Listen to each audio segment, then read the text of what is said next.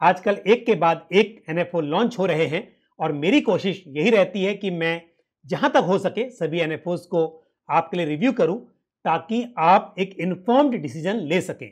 तो इसी कड़ी में आज मैं एक और एनएफओ को रिव्यू करने जा रहा हूं। मैं हूं Pankaj Matpal, certified financial planner. स्वागत है आपका मेरे इस नए वीडियो में। तो दोस्तों, आज मैं रिव्यू करूंगा मेरे एसेट S&P 500 टॉप 50 ETF और top 50 ETF fund of fund scheme को। S&P 500 स्टॉक्स का एक इंडेक्स है और S&P 500 टॉप 50 उन 500 में से सिलेक्टेड टॉप 50 कंपनीज का इंडेक्स है। तो यानी कि ये कंपनी वो है जिनकी ब्रांड रेपुटेशन है और जो स्टेबल हैं, क्योंकि हम बात कर रहे हैं मेगा कैप कंपनीज की जो लार्ज कैप से भी ऊपर हैं।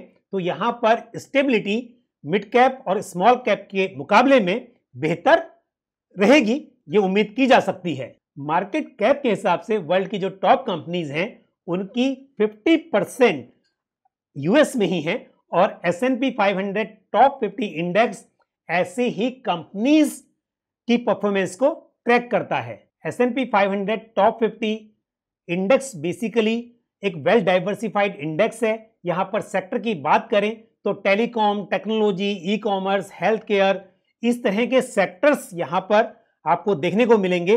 और हम टॉप 50 कंपनीज की बात कर रहे हैं तो ये कंपनीज वेरियस सेक्टर से आती हैं। तो यानी कि कहने का मतलब यह है कि यदि आप इस तरह के फंड में इन्वेस्ट करते हैं तो आपको डिफरेंट सेक्टर्स की परफॉर्मेंस का फायदा मिलेगा। वंस इन अ ईयर इस इंडेक्स के पोर्टफोलियो की रीबैलेंसिंग की जाती है। यूएस बेस्ड इंटरनेशनल फंड में इन्वेस्ट करने का एक कारण यह भी है दोस्तों, जब डॉलर के मुकाबले रुपया कमजोर होता है तो आपका ऐसा इंटरनेशनल फंड जो कि यूएस बेस्ड कंपनीज में इन्वेस्ट कर रहा है उसकी परफॉर्मेंस बेहतर होगी।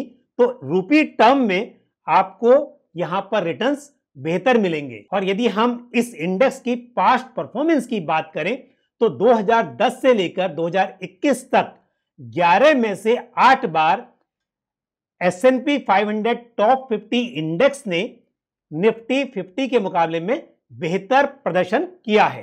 पिछले 10 सालों में S&P 500 टॉप 50 इंडेक्स लगभग 19% एवरी ईयर के रेट से ग्रो हुआ है। तो इन सब बातों के आधार पर S&P 500 टॉप 50 इंडेक्स में इन्वेस्टमेंट करना शायद एक बेहतर चॉइस हो सकती है। ऐसे इन्वेस्टर्स जिनका एक्सपोजर इंटरनेशनल फंड में नहीं है, वो इन्वेस्टर्स इस तरह के फंड में या स्पेशली मेरे एसेट S&P 500 टॉप 50 ETF में या फंड ऑफ फंड में इन्वेस्ट करने के बारे में सोच सकते हैं। लेकिन आपका जो टोटल पोर्टफोलियो है उसका लगभग 10% के आसपास ही आप एक्सपोजर रखें, क्योंकि इंडियन कंपनीज में बहुत अच्छी ग्रोथ की अपॉर्चुनिटी है। ऐसे में पहले शुरुआत डोमेस्टिक फंड से ही होनी चाहिए, लेकिन फर्दर डाइवर्सिफिकेशन के लिए पोर्टफोलियो में इस तरह के फंड को इंक्लूड करना शायद एक अच्छी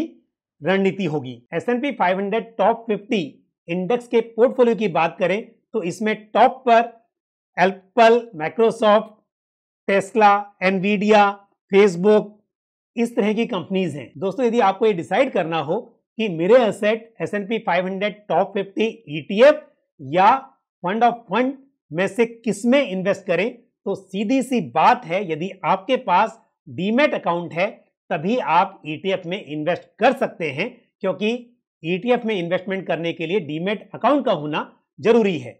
यदि आपके पास डीमैट अकाउंट नहीं है तो आप फंड ऑफ फंड में इन्वेस्ट कर सकते हैं और अल्टीमेटली फंड ऑफ फंड भी ETF में इन्वेस्ट करेगा। और रिटर्न्स की जहां तक बात है तो फंड ऑफ फंड के रिटर्न्स एक्सपेंसेस को सेट ऑफ करने से पहले ETF के रिटर्न्स के बराबर ही होंगे। एक ETF में क्योंकि रियल टाइम बेसिस पर उसका प्राइस चेंज होता है, तो जब आप ETF को बेचते हैं तो उस वक्त पर जो भी प्राइस होगा वो आपको मिल सकता है। लेकिन जब आप फंड ऑफ फंड में इन्वेस्ट करते हैं तो फंड ऑफ फंड की NAV दिन में मार्केट क्लोज होने के बाद एक ही बार चेंज होती है। तो ये थोड़ा सा अंतर होता है, लेकिन आप जैसी भी सुविधा आपके पास में हो उस हिसाब से इस फंड में इन्वेस्टमेंट करने के बारे में विचार कर सकते हैं। लेकिन मैं एक बार फिर कहूंगा, यदि आपके पास पहले ही एक वेल डाइवर्सिफाइड इंटरनेशनल फंड है तो आप इस फंड को आसानी से स्किप कर सकते हैं, क्योंकि ओवर डाइवर्सिफिकेशन या फिर इंटरनेशनल फंड में बहुत अधिक एक्सपोजर होना मेरे हिसाब से सही नहीं होगा। लेकिन यदि आपके पोर्टफोलियो में कोई भी इंटरनेशनल फंड नहीं है और आप मेरे एसेट के फंड्स में इन्वेस्ट करना चाहते हैं, तो ऐसे में आप इस फंड में इन्वेस्टमेंट करने के बारे में सोच सकते हैं। क्योंकि ये एनएफओ है, लेकिन ये एक इंडेक्स को ट्रैक कर रहा है और इंडेक्स का पोर्टफोलियो आपको पता है, तो अक्सर जो बात हम हमेशा बोलते हैं कि एक एनएफओ के दौरान आपको फंड का पोर्टफोलियो पता नहीं होता है, इसलिए आपको एनएफओ के दौरान किसी फंड में निवेश करने की बजाय थोड़ा समय रुककर जब उसका पोर्टफोलियो डिस्क्लोज हो जाए, उसकी परफॉर्मेंस आपको पता चले, तब आपको उस फंड में इन्वेस्ट करना चाहिए।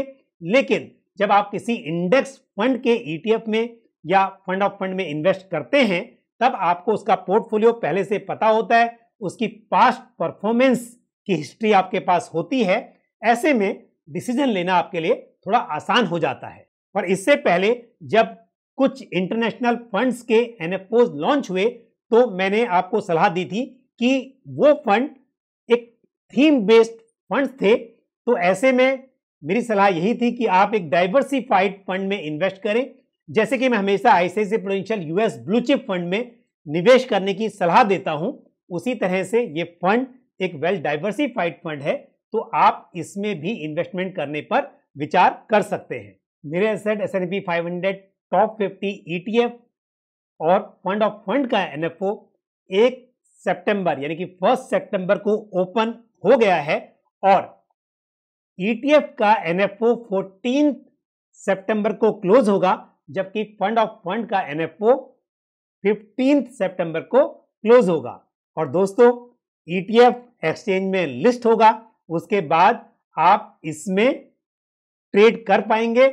और फंड ऑफ फंड भी, क्योंकि ओपन एंडेड फंड है, तो ये भी एक बार फिर से यानी कि एनएफओ क्लोज होने के बाद सेल और परचेस के लिए ऑन गोइंग बेसिस पर रीओपन हो जाएगा। मेरे asset S&P 500 top 50 ETF, S&P 500 top 50 total return index की परफॉर्मेंस को ट्रैक करेगा। ये इसका बेंचमार्क है और इस स्कीम में इन्वेस्ट करने के लिए आपको मिनिमम 5,000 रुपीज की जरूरत होगी, यानी कि मिनिमम इन्वेस्टमेंट 5,000 रुपीज है। उसके बाद 1 रुपी के मल्टीपल्स में आप यहां पर जितना चाहे उतना इन्वेस्टमेंट कर सकते हैं। तो दोस्तों, यदि टैक्सेशन की बात करें तो हमेशा ध्यान रखिए कि एक फंड ऑफ फंड स्कीम्स की यूनिट को जब हम रिडीम करते हैं तो वहां पर नॉन इक्विटी स्कीम की तरह टैक्स एप्लीकेबल होता है, यानी कि 3 साल से कम का होल्डिंग पीरियड या 3 साल तक का होल्डिंग पीरियड यहां पर शॉर्ट टर्म कहलाएगा और 3 साल से अधिक का होल्डिंग पीरियड ही यहां पर लॉन्ग टर्म के लिए एप्लीकेबल होगा।